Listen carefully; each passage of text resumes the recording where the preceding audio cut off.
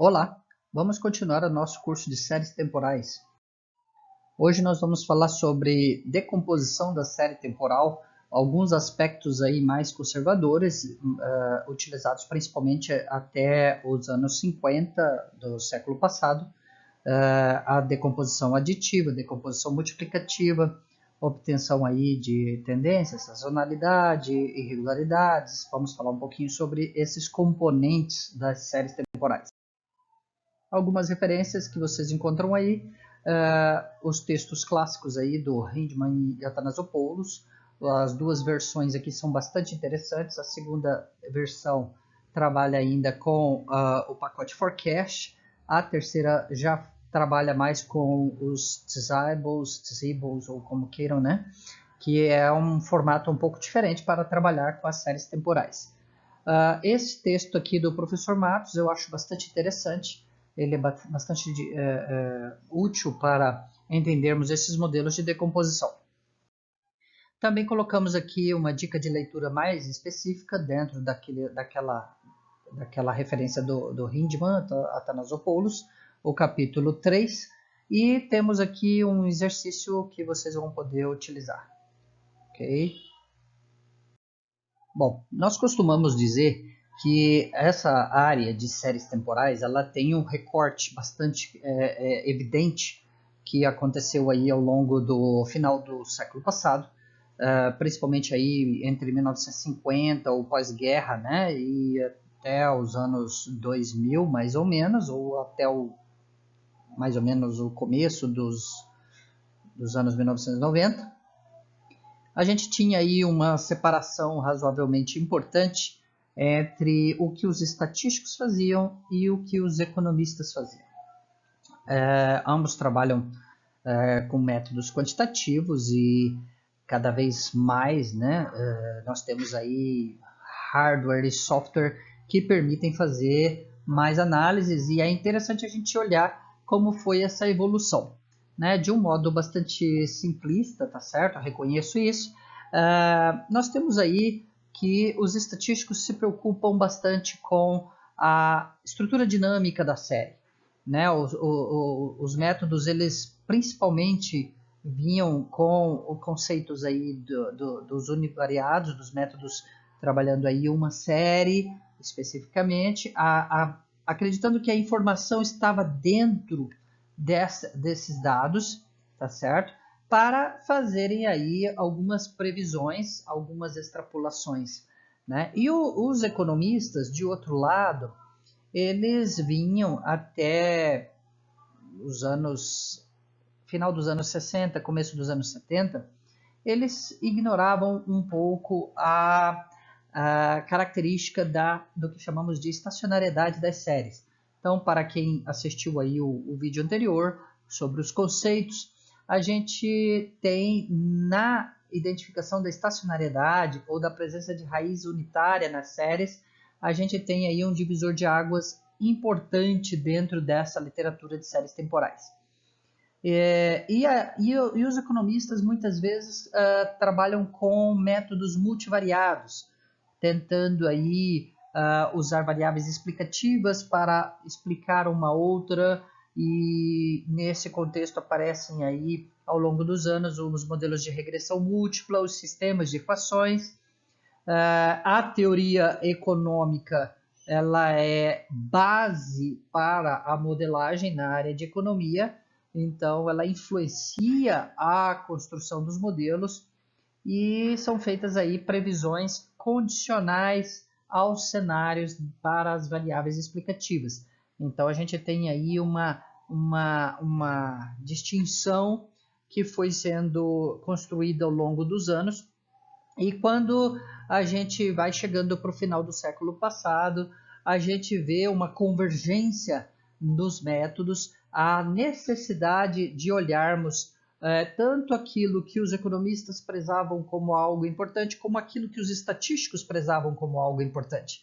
Então é importante, é fundamental que nós tenhamos a noção de que as duas áreas são importantes para quem quer fazer uma boa modelagem, e para isso tentarmos aí encontrar as melhores explicações para os nossos modelos, corroborando ou gerando teorias, ok?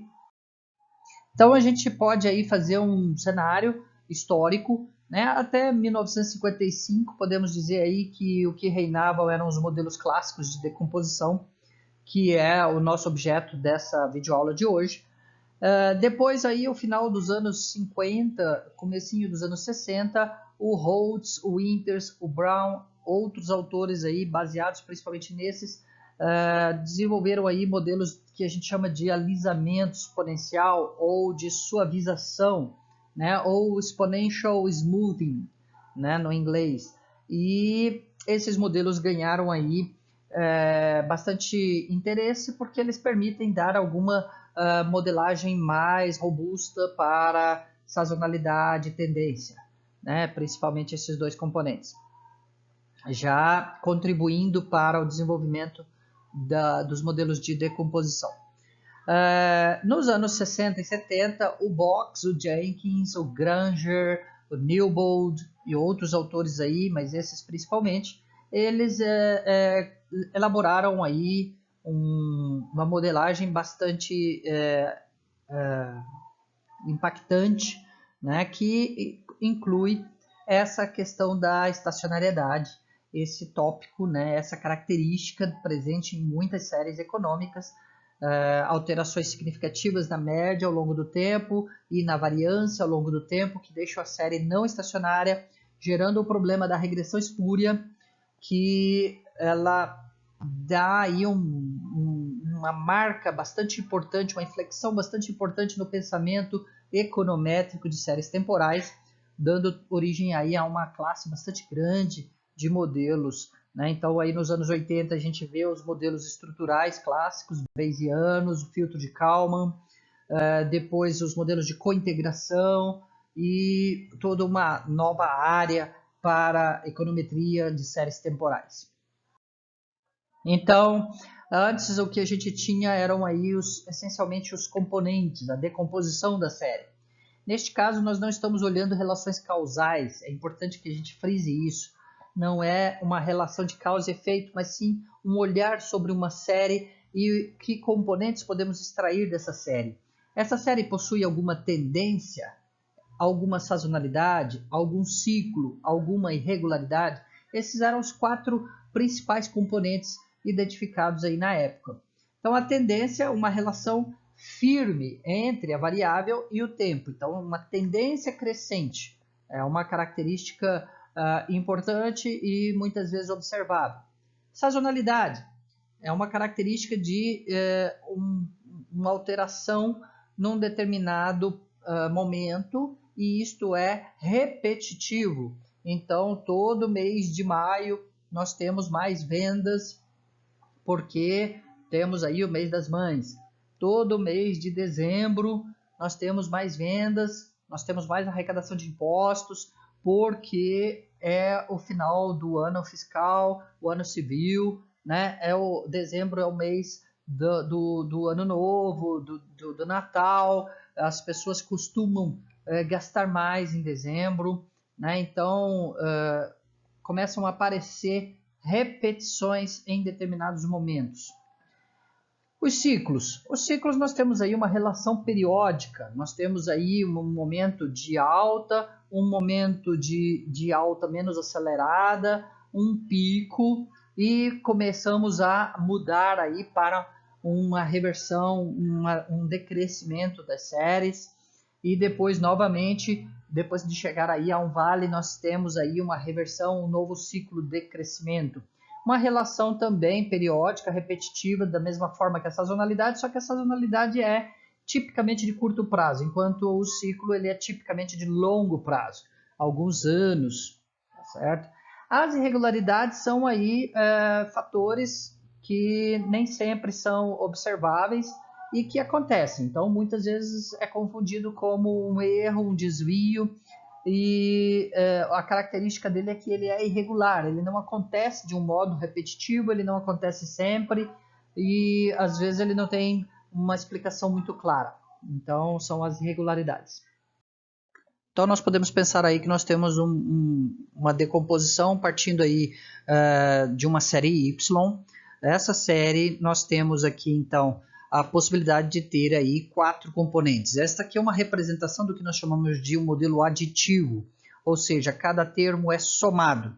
Então, se nós tivermos os 4 componentes presentes, teríamos esta expressão, né? E se não tivermos o ciclo, como é muito comum dentro das abordagens, a gente teria a ideia de que o ciclo está dentro da tendência da série, e aí nós temos então tendência, sazonalidade e a irregularidade.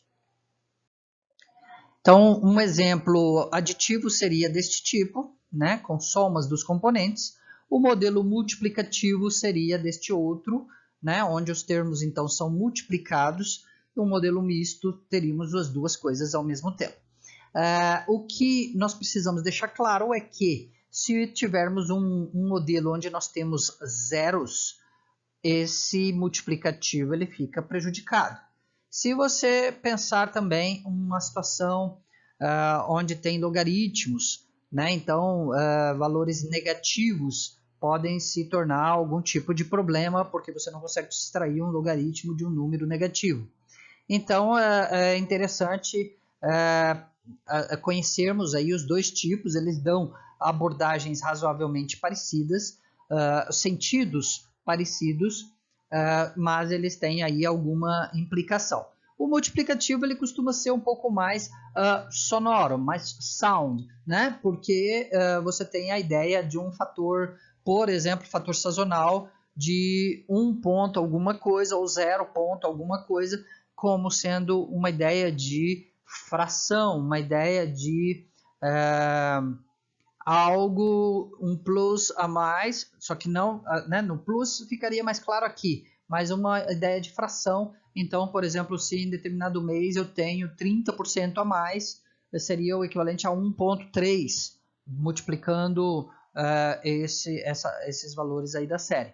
Então, é uma ideia, né, que eu acho que é interessante para ilustrar, deixar isso aí guardado na memória, na hora de interpretar esses modelos.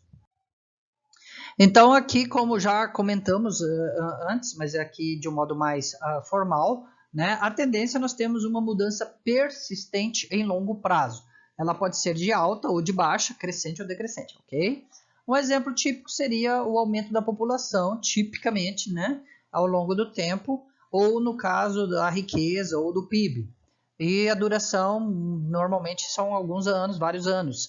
Já o ciclo, você tem prosperidade, recessão, depressão e retomada do crescimento. Então, podemos associar a isso o ciclo de crescimento de uma economia, por exemplo. O fenômeno varia de poucos até vários anos, então é normal que esse ciclo seja de vários anos, mas depende um pouco do tipo do fenômeno e da periodicidade da sua série. A sazonalidade já é uma mudança periódica regular. Normalmente é mais fácil encontrarmos sazonalidade para dados mensais, mas podemos encontrar para dados bimestrais, trimestrais, semestrais ou mesmo com dados diários. Normalmente são datas festivas, hábitos administrativos. Então, por exemplo, o vencimento de impostos. Então, você sabe que naquela data, se você estiver trabalhando com impostos e ele tiver uma data de vencimento, sempre ele vai ter mais arrecadação naquele momento. Diferente de um tipo de imposto que é arrecadado correntemente, continuamente, né, ao longo do ano, e aí pode ter reflexos aí um pouco diferentes. A irregularidade já é algo atípico, são imprevistos, são greves, são fechamentos de empresas chaves, né? Então isso já é uma situação bem pouco recorrente, tá certo?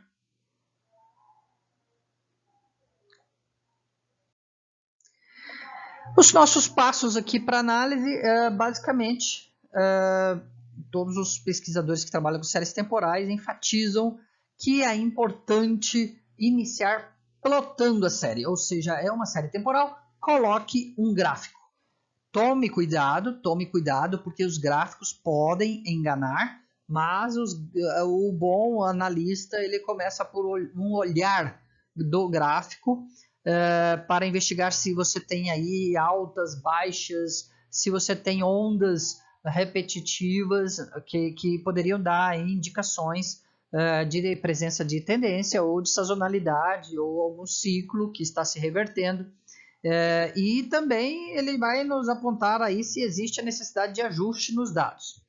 Então, tipicamente a gente pode fazer aí uma média móvel, o que eu gosto de usar o termo rolling mean para não confundir com moving average, onde a gente pode aí expurgar, né, retirar os efeitos de sazonalidade e alguns efeitos aleatórios. Outra abordagem, né, que está associada a essa é calcular o índice estacional para avaliar aí o efeito da sazonalidade, o que a maioria dos programas já faz, tá certo?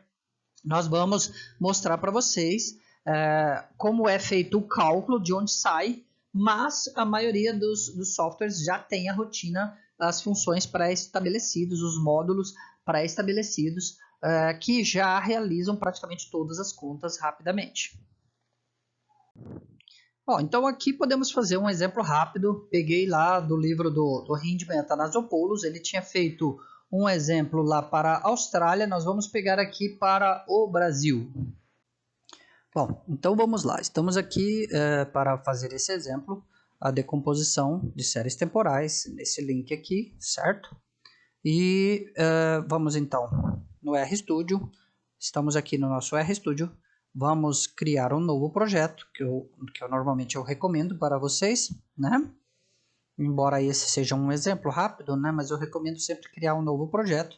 Você pode criar esse novo projeto dentro de onde quiserem, pode ser na área de trabalho, se preferirem, né? Então eu vou pôr aqui exemplo de composição, podemos usar dentro dele, certo? Ele vai então preparar o seu projeto, criou aqui um novo projeto, conseguem ver, certo? E nós vamos trabalhar com essa postagem aqui, ok? Então a gente inicialmente podemos olhar essa série aqui. O que vocês precisam é copiar esse código, Ctrl+C, Ctrl+V, mas eu vou colocar ele aqui dentro de um script, tá certo? Vou salvar esse script e pronto, nós temos aqui o script salvo. Eu vou usar esse exemplo que está dentro do pacote do livro FPP3, o Forecasting Principles and Practices, do Hindman e Athanasopoulos, e eu vou puxar aqui os dados para o Brasil. Ele existe dentro do pacote esta base, Global Economy. Dentro do Global Economy eu tenho vários países, então nós vamos filtrar para Brasil. Estes símbolos aqui, para quem não está acostumado ainda, são direcionamentos, ou seja, eu estou colocando o resultado deste... Opa, cuidado com o que a gente seleciona. O resultado deste código dentro deste objeto e depois eu vou pedir para ele me mostrar esse objeto. O que ele está fazendo? Ele está usando como base de dados essa Global Economy que está dentro do FPP3. Eu estou filtrando esses dados para Brasil. Eu estou pedindo para fazer um plot da variável GDP por população, ou seja, é o equivalente ao PIB per capita. E esse componente Labs ele está me dando os rótulos. Então, o título do meu gráfico, o rótulo do Y, o rótulo em X. E então, como vocês podem ver aqui, nesta parte, ela está unida por esse sinal de mais, ou seja, é este plot com estes labels, com esses rótulos, ele faz um plot para mim. Se eu não colocar esta filtragem aqui e este dataset, ele não consegue entender de onde sai GDP Population. Então vamos lá. Se eu puxar primeiro o FPP3, ele executou. Agora eu posso puxar o Global Economy dentro do FPP3. Se eu executar aqui dentro do meu console, vocês verão que ele tem aqui Afeganistão e vários outros, tá certo? Ele simplificou, eu tenho 140 linhas, ele simplificou ali para as primeiras linhas. No caso, eu quero filtrar para o Brasil, tá certo? Então, se eu pegar este comando, ele filtra para mim para Brasil. Veja lá que eu consegui, eu copiei aquilo ali e colei aqui embaixo no console. Então, ele filtrou para mim para Brasil. Eu consigo ver que eu tenho as variáveis GDP, Growth, CPI, Imports, Exports, Population. Ele já entende que está no formato Table, ou seja, ele já entende que tem um key aqui que é Country, que é a separação por país. E ele já entende também que eu tenho um identificador temporal que é o year, tá certo? Ele já tem isso pré-configurado dentro do pacote. E aqui eu posso então, considerando que eu estou com esse dataset, ele vai entender que dentro desse dataset eu tenho GDP e eu tenho Population, e aí ele faz essa conta de um dividido pelo outro. Então vamos lá, eu vou fazer esse procedimento, ele já pôs aqui o meu objeto Global Economy BR, tá certo? Então aqui vocês conseguem ver. Dentro do Global Economy BR, se eu explorar esse objeto, ele aparece em vários outros pequenos objetos. Se eu pedir para ele colocar para mim o view do data, ele vai aparecer... ele vai aparecer aqui, eu pus isso aqui, View Global Economy Data, porque ele tinha aqui, ó, dentro dele, tá certo? Aí eu consigo ver o dataset completo, o que eu tenho ali, ok? E aí eu vou pedir para ele fazer, no caso, o plot disso. Primeiro eu rodei só essa parte aqui de cima. Eu vou pedir para ele fazer o plot, então eu vou pedir para exibir Global Economy BR, e ele mostra para mim esse plot. Então vejam que eu tenho aqui, eu tenho uma série que exibe aqui uma tendência, tá certo? E essa tendência não tem aqui repetições de pequeno prazo, de curto prazo, não tem evidências de sazonalidade, mas sim a ideia de uma tendência e alguns pequenas indicações aqui de ciclo, tá certo? Está em dólares, e aí a gente tem então uma primeira ideia do que está acontecendo. Bom, o primeiro procedimento usual aí que os pesquisadores tinham para resolver esse problema da tendência é a média móvel, o que eu prefiro denominar de rolling mean, para não confundir com a abordagem de Box-Jenkins, que depois vai ter o moving average, tá certo? Mas os dois termos querem dizer média móvel. Neste caso eu estou falando de uma média que ela rola no tempo, ela desliza no tempo. Então a média de 12 meses, a média dos últimos 6 meses, e a cada mês entra uma observação e sai uma observação. Então ela vai ter a mesma tendência da série original, por isso ela é interessante para olhar a tendência.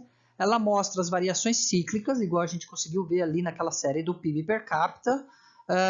Elimina flutuações de curtíssimo prazo ou aleatórias, né? Então ela vai servir para nós para isso, para olhar a tendência e o ciclo. E muitas vezes então acabamos colocando T mais C, porque estariam as duas coisas dentro desse mesmo componente.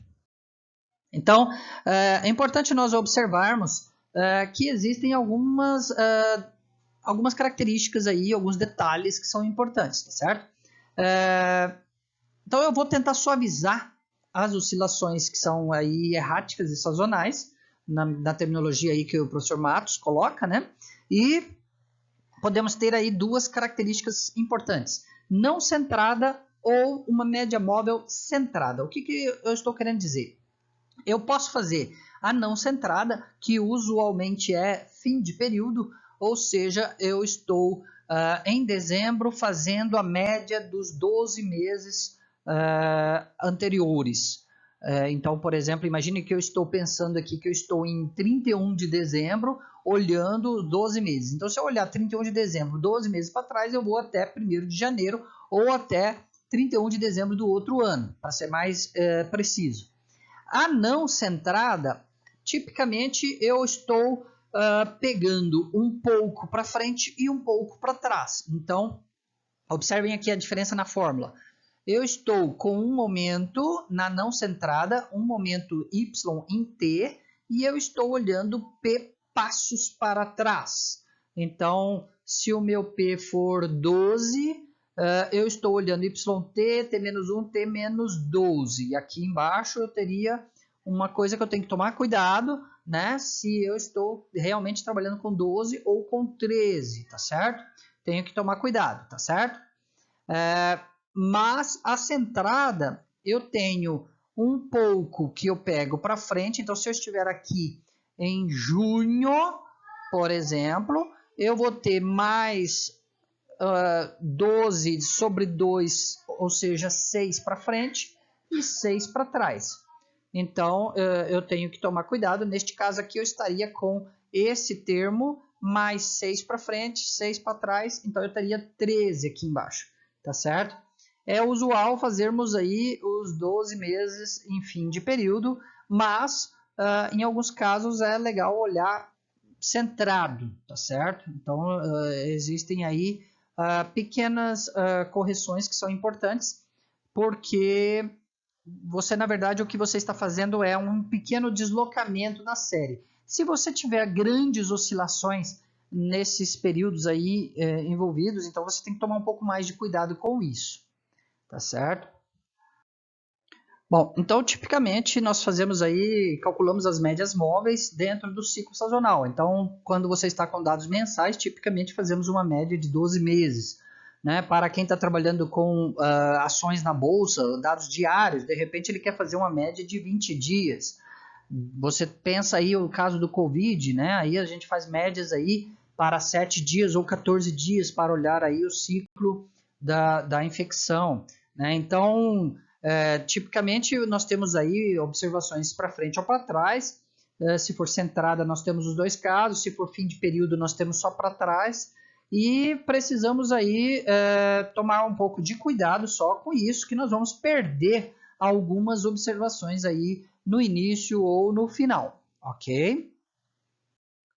Eu acho interessante observar que às vezes alguns livros trazem fórmulas um pouco diferentes.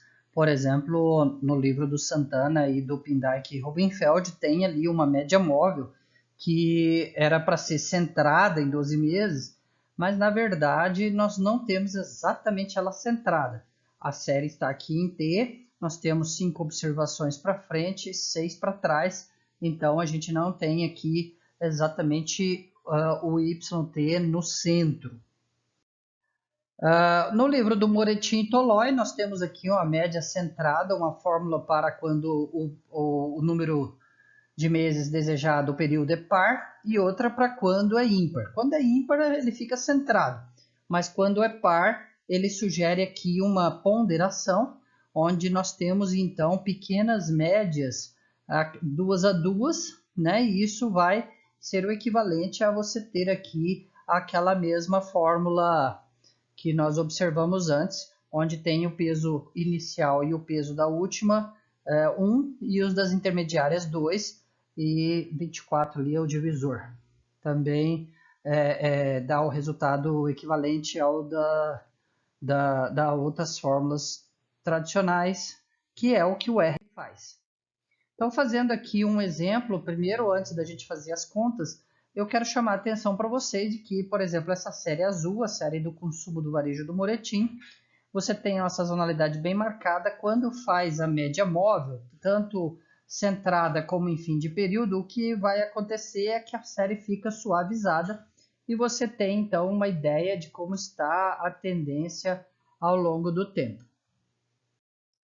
Então, se a gente separa aquelas séries, aquele gráfico anterior, simplesmente eu plotei em cada um dos plots aqui a série separada, você consegue ver que quando você faz uma média móvel, aquela sazonalidade ela fica praticamente inexistente, ela suaviza, né? E quanto maior o período, por exemplo, aqui 12 meses centrada ou 12 meses sem ser centrada, não faz tanta diferença. Em comparação com a de 3 meses, já você já tem alguma sazonalidade aparecendo, tá certo? Esse aqui embaixo é o índice estacional, nós vamos falar sobre ele daqui a pouco. Então, uma das formas é você fazer pelo pacote Zool, a função rowmin, ela é uma função que centra, né? Então, aqui, por exemplo, se for 3 meses, se for 12 meses, se você quiser fazer diferente sem ser centrada, você tem que usar o comando align para o fim do período, por exemplo, seria right, tá certo? Então aqui nós temos o código. Então se eu usar o pacote Zool, eu pego a série, ele exige que aqui seja uma série temporal. Então rowmin, a série temporal que eu quero, quantos períodos eu quero. E se eu quero o centro, eu não preciso escrever nada aqui do align. Mas se eu quiser em fim de período, eu tenho que colocar aqui right, aí ele vai fazer para fim de período. Posso plotar essas séries, né, que vai sair aquele resultado que nós vimos no slide anterior. Daqui a pouco nós vamos executar isso dentro do RStudio.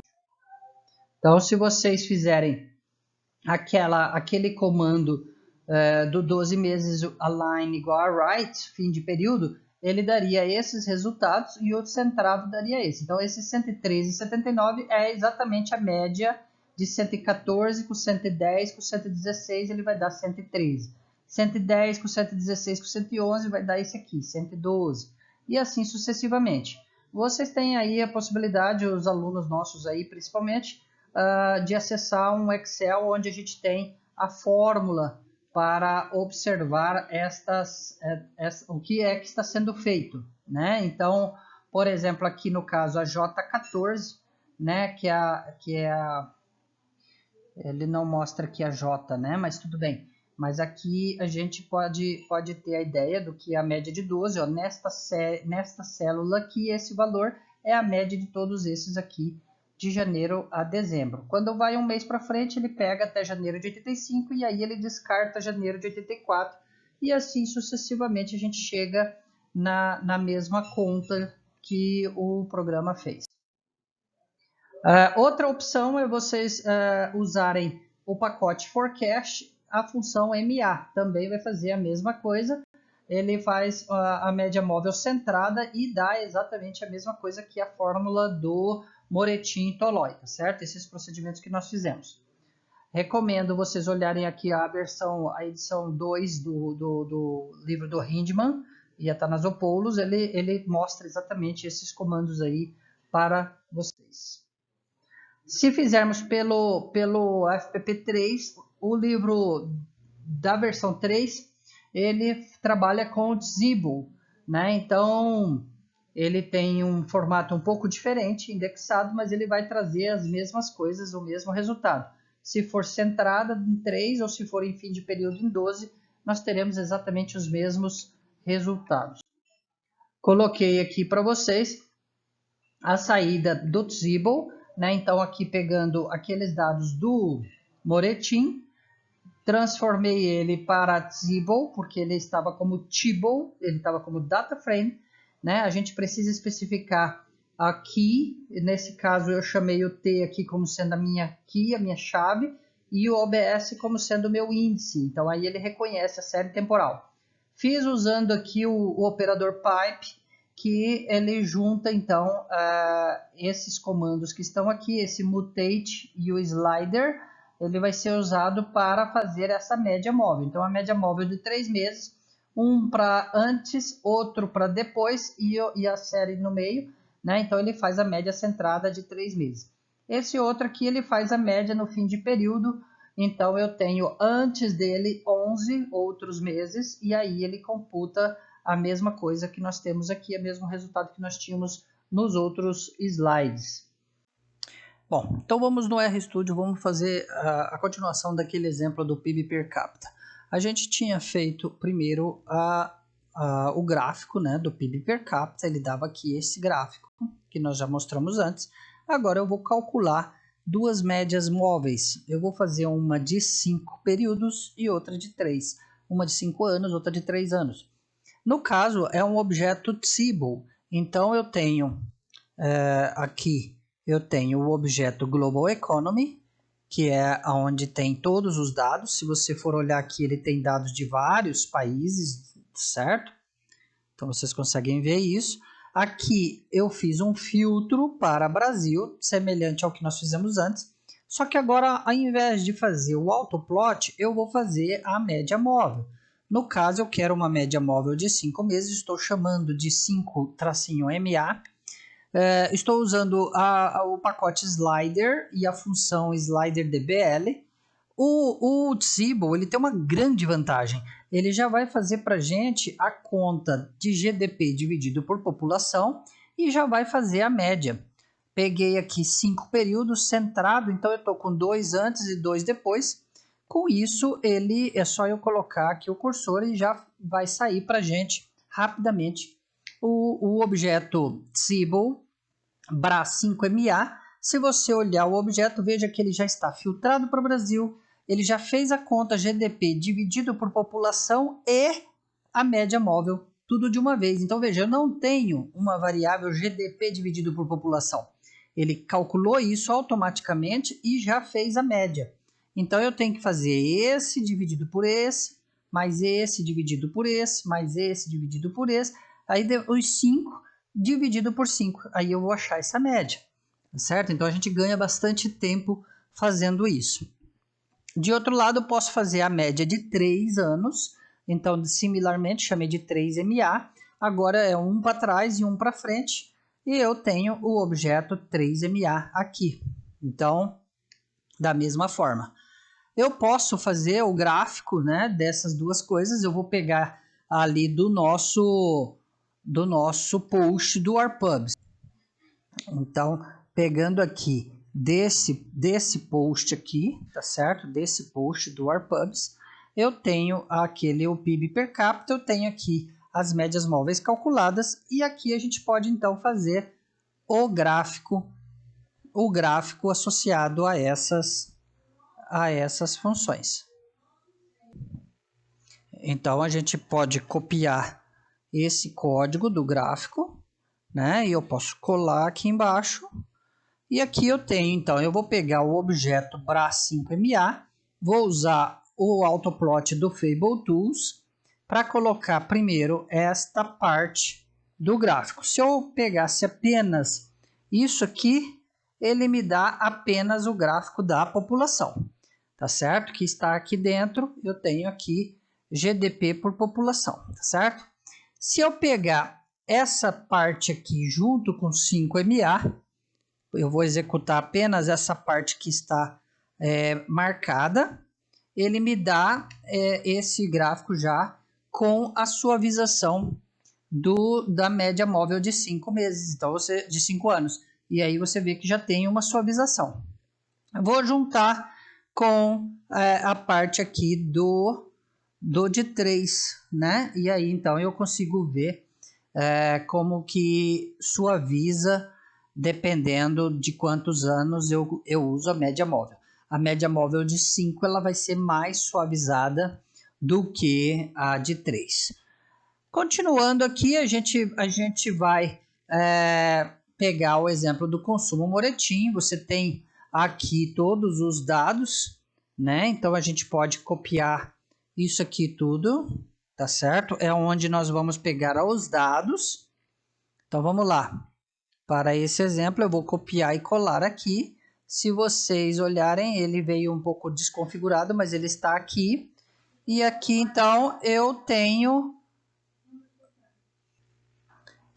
aqui os dados agora armazenados. A função tem aqui, o Tzibo trouxe para a gente um termo OBS, um termo T e um consumo. Se eu olhar a classe desses dados, eu verei que não é ainda Tzibo, ele é Tibble, mas não é Tzibo, ou seja, ele não está entendendo o que é série temporal. Então, o primeiro passo vai ser converter para Tzibo. Neste caso, então, eu vou usar este comando stzibble do dados, o que para nós eu estou chamando a coluna T e o index, que vai ser fundamental para a série temporal, que é o OBS aqui, ó, tá certo? Então, fazendo isto, a gente tem um dados TSBL. Se eu fizer a classe do dados TSBL, ele já vai aparecer agora como um symbol aqui, ó. Ele já tem essa característica de série temporal. Aí a gente pode, então, dar continuidade fazendo a média móvel, tá certo? Para reproduzir o exemplo do slide. Então, eu vou fazer agora a média de 3 meses, um para trás, um para frente, centrada, e depois a de 12 meses. Neste caso, eu estou fazendo em fim de período, ou seja, estou colocando que tem 11 meses antes a ele para chegar a essa expressão. Então, se nós formos agora, então, continuarmos aqui, a gente já chega nesse, aqui a gente tem como plotar, e a gente vai ter um comportamento desse tipo aqui, ó.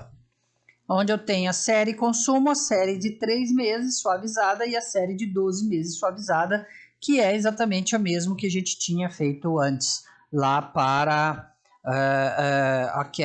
o objeto de série temporal. Ok? Bom, resolvido o problema da tendência, nós ainda temos que resolver agora a parte do ajuste sazonal. Então, nós já entendemos como é que nós resolvemos aqui para achar a média móvel e achar a tendência. Precisamos ainda desse componente sazonal. Uma vez que nós tenhamos 3 desses, a gente acha as irregularidades, ok?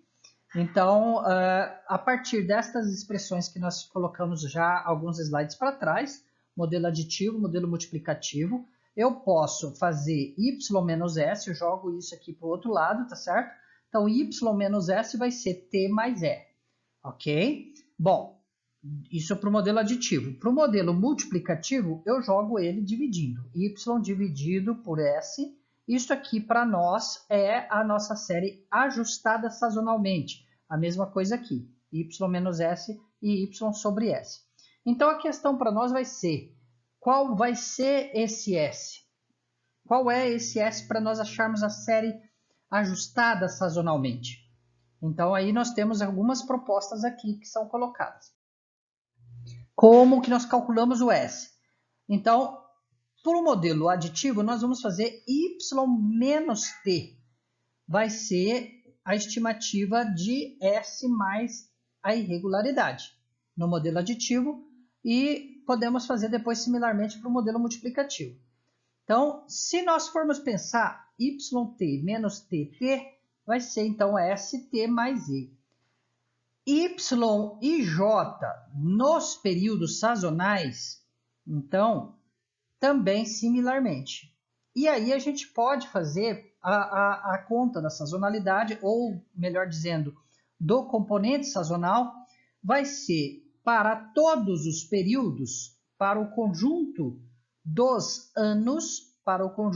anos, nos meses sazonais, nos períodos sazonais, vai ser a soma de cada um daqueles componentes em cada um dos anos, Então, para o primeiro ano, eu acho qual é esse componente, para o segundo ano, para o terceiro ano, sucessivamente, para os anos. Então, eu acho com isso o componente sazonal para cada período sazonal. Então, eu vou achar um componente sazonal para janeiro, outro para fevereiro, outro para março, isso na periodicidade mensal. Tá certo? Então, vamos ilustrar melhor isso para vocês. Para cada ano, então eu estou com os anos aqui nas linhas, eu posso achar um componente para cada um dos anos em cada mês. Então, aquela fórmula ela vai me dar esta média. Aquela fórmula do slide anterior me dá esta média, tá certo? Que eu vou colocar essa fórmula aqui embaixo.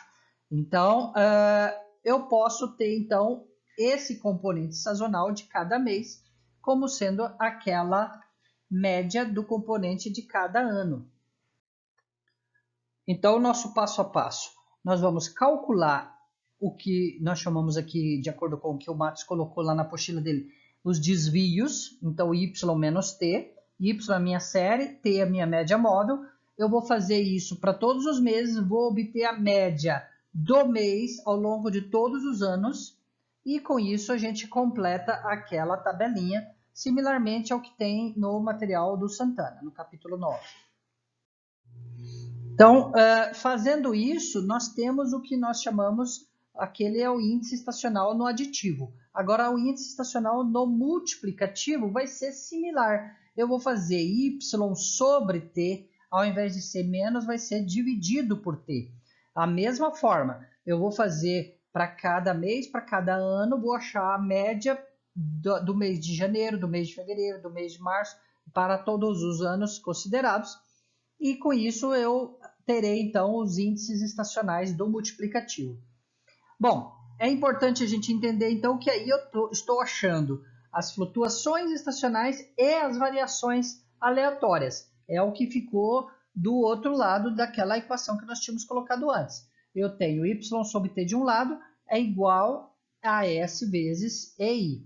Então isso inclui as flutuações estacionais e as irregularidades. E isso permite, então, olhar a formação temporal, verificar mudanças nesse padrão estacional ao longo aí dos anos, tá certo? Então, da mesma forma, calculo y sobre t, faço para os diferentes meses, obtenho a média do mês naquela série. Aqui eu tenho um procedimento que eu chamo de cálculo manual do modelo. Posso fazer ele no aditivo ou no multiplicativo. Eu fiz no multiplicativo, para vocês verem que dá exatamente a mesma coisa do que usando a função do pacote stats. Tá? Então, aqui a gente vai ter a série consumo TS. Essa série eu estou pegando aqui daquele Tzibble, que é o dados MA, e estou chamando de série temporal. Eu preferi fazer como série temporal ao invés de fazer pelo Tzibble, tá certo? Fiz a média móvel aqui usando o pacote forecast, a função MA. Então, aqui a média de 12 meses para representar o T. Então, aqui o meu fator S vai ser 100 vezes o consumo TS dividido, esse aqui é o YT. Esse aqui é o TT, que é a tendência. Então, esse dividido por esse, porque eu estou no modelo multiplicativo. E com isso, eu consigo ver aqui os fatores S. A partir disso, eu crio uma janela. Por que eu estou criando uma janela? Porque quando eu fiz essa média de 12 meses, eu perdi 6 para trás, 6 para frente, porque ela é uma média centrada. Então, para eu achar esse componente certinho, eu tenho que excluir esses termos que tem de vazios, para ele poder entender certinho o número de argumentos para achar a média de cada mês. Então, aqui eu fiz uma janela do início e o fim da série, efetivamente falando, e eu calculei, então, o índice estacional médio para cada período do ciclo. Então, se eu estou com 12 meses, eu vou ter para janeiro, fevereiro, março, abril, maio, junho, tal, até dezembro. E vou achar, então, também aqui a soma total, e o meu índice estacional, por fim, vai ser, então, 12 vezes o índice estacional médio dividido pelo índice estacional médio total, que é essa soma toda, e assim eu acho o meu índice estacional calculando aí manualmente esses dados, esses fatores sazonais. Então ele vai dar alguma coisa parecida com isso aqui. Vocês observem que, como eu fiz a média para cada mês ao longo de todos os anos, o meu valor aqui para janeiro vai ser igual em todos os anos. O meu valor para fevereiro, para março, para abril até dezembro, e aí depois ele repete-se novamente. Então esse ficaria, por isso é que fica esse gráfico repetitivo do fator sazonal. Eu mostrei ali o procedimento manual, nós vamos fazer com vocês aí daqui a pouquinho, mas aqui eu tenho já o código para você fazer pela função decompose que está no pacote stats. Essa função ela já vai fazer tudo de uma vez. Ela já vai achar o componente de tendência, componente de sazonalidade, componente de irregularidade, que vai sair residualmente, tá certo? Como a gente falou ali do aditivo, y igual a t mais s mais e. Então, se eu achar t e achar s, eu acho o e também, tá certo? Da mesma forma, se for no multiplicativo. Essa função, se eu colocar type c aditivo, ele vai fazer o aditivo. Se eu colocar igual aqui, o tipo multiplicativo, ele vai fazer o multiplicativo. Aqui eu tenho todos os componentes. Quando eu separo aqui pelo sinal dólar, aqui, o cifrão, eu consigo separar o componente sazonal e, com isso, comparar com aquela conta que nós fizemos no slide anterior. Então, aqui a gente vai fazer no RStudio, mas a gente pode mostrar para vocês que a saída vai dar exatamente a mesma coisa aqui, é para cada um dos meses, janeiro, fevereiro, março até dezembro. Para cada um deles eu vou achar o fator sazonal. Neste caso aqui, como a gente falou antes, né, dezembro normalmente é um mês onde nós temos mais consumo do varejo. E assim a gente consegue demonstrar para vocês da onde sai cada um desses resultados. A mesma coisa aqui para o aditivo, tá certo? A mesma coisa aqui para o aditivo, tá certo? É esse código, você vai conseguir o componente, você só muda aqui para aditivo e ele vai fazer para o aditivo. Vai dar um resultado parecido. O que vai mudar é que esse eixo aqui para o fator sazonal, no aditivo, ele representa unidades de Y. Já quando é no multiplicativo, ele vai ser alguma coisa em torno de 0 ponto algo até 1 ponto alguma coisa. Ele vai sair em torno de 1. Neste caso, ele já vai sair em termos de unidades da série mesmo, tá certo? Então, aqui o fator sazonal para o modelo aditivo, vocês vejam que lá naquele do multiplicativo variava entre 0,7, 0,8 até 1,3. Aqui ele está variando de 20 unidades negativas até 40, ou seja, em alguns meses ele cai o consumo em até próximo de 20 unidades. Em alguns meses ele sobe o consumo até perto de 40 unidades. Da mesma forma aqui o gráfico, com as decomposições para o modelo multiplicativo, certo?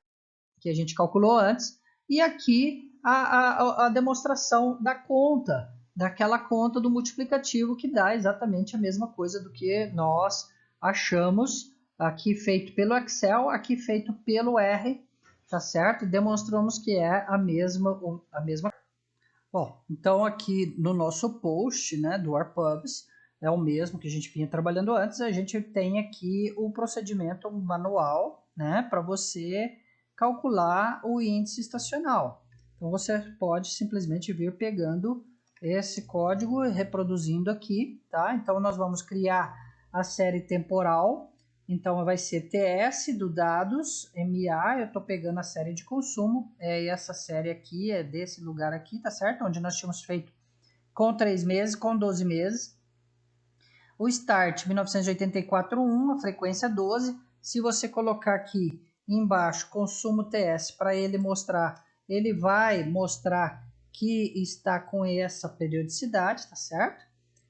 Essa é a série original. Aqui a gente faz pelo pacote forecast a média móvel de 12 meses. Então, se você olhar agora o CONS 12 MA, ele vai mostrar para vocês, né, que eu perdi uma parte aqui, 6 no início, eu perdi aqui uma parte no fim, porque eu fiz a média móvel centrada, então eu perdi 6 no início, 6 no fim, e é por isso que eu faço aquela janela window a partir de julho de 84 até abril de 96, tá certo? Para a gente poder trabalhar. Então, se a gente voltar aqui, eu vou poder calcular o S, né? Igual nós fizemos, mostramos lá no slide. Então, é o consumo TS dividido pelo consumo de 12 meses. Eu posso ver que o S está aqui. Se você quiser olhar ele com mais detalhe, você vai ter que puxar ele como um data frame, tá certo? Para ele poder entender. E aí ele vai mostrar para você aqui, ó, todos os S's que foram calculados, tá ok? E vamos arrumar aqui o código aqui para vocês, né? Tá certo? E a gente pode, então, ir continuando, ó. Eu posso fazer aqui a janela que eu falei, a janela window, né? O window aqui, de 84.7 até 96.4. Depois eu calculo o índice estacional médio. Então, se você for olhar aqui, o que eu tenho como IEM? O meu IEM é o índice estacional médio de cada um dos meses. E eu vou calcular, então, essa soma e eu vou fazer a divisão de 12 vezes esse índice estacional médio no total. Então, com isso, eu chego no meu IE, que é o meu índice estacional final. Então, para cada um dos meses.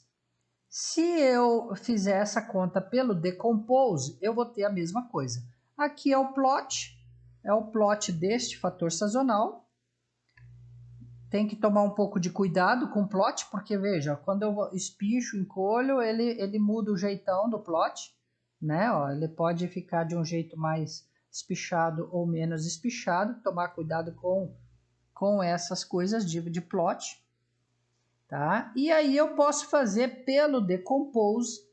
Se eu fizer aqui simplesmente essa rotina, eu terei então aqui os componentes. Eu vou usar a função Decompose, o consumo TS é minha série, vou fazer multiplicativo e aqui ele vai ter então a relação completa de todos os fatores. Agora observem bem, ó. Aqui eu tinha 0,87, 23, 0,85, 37, que vai ser exatamente esse item figure, esse figure que sai automaticamente. Então, em outras palavras, você não tem que fazer o manual ali passo a passo. Você pode usar a função Decompose que vai resolver o seu problema. Estou mostrando para vocês de onde sai. Essa função knitter cable aqui, eu fiz uma junção dos dois resultados para vocês poderem comparar e ver que deu exatamente a mesma coisa. Eu pegando o componente sazonal do Decompose, é esse aqui, e eu peguei o do índice estacional. Eu peguei aqui o NIC, porque neste caso eu olhei o seasonal, tá certo? O seasonal, ele vai ter repetições, né? Se você pegar aqui, ó, toda vez que tiver o janeiro, ele vai repetir, ó, tá vendo? Tá certo? Fevereiro, março, por quê? Porque ele assumiu a média dos anos todos, né? Para cada um dos meses. Então, no caso, por isso que eu usei o NIC para ele simplificar. Poderia ter pego o componente a partir do figure, também daria a mesma coisa. Como eu fiz aqui para o plot. Para o plot eu peguei o figure, que é uma forma mais rápida, mais fácil de fazer. Ele deu aqui exatamente a mesma coisa, tá certo? Parece igual, mas é porque realmente os valores são iguais. É por isso que ele dá exatamente a mesma coisa. Ok? Era isso que eu queria mostrar aí para vocês. Ponto, mesmo resultado. Aqui nós temos então um exercício que nós faremos com vocês no próximo vídeo. Exercício para a série de varejo de Mato Grosso do Sul. Tá certo? E se vocês gostaram desse vídeo, Buy Me a Coffee, você vai estar incentivando que nós façamos aí mais códigos, mais vídeos gratuitos em português para vocês aprenderem, divulgarem, etc.